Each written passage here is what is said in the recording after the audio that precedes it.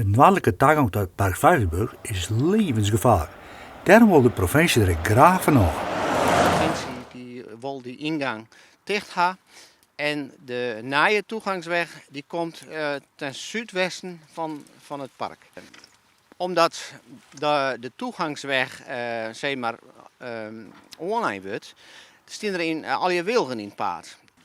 De vrienden van de IP hadden aangekondigd dat we vandaag wilgetenen konden snoeien. En je mocht ook wat meenemen voor eigen gebruik. We hebben een slootkant die steeds verder afkalft. Ieder jaar gaat er een stukje weg. Ik sla paaltjes rechtop en daartussendoor vlecht ik de wilgetenen. Zodat de afkalving wat minder wordt. Maar ik hier wat meer opkomst verwacht. Dat is een beetje jammer.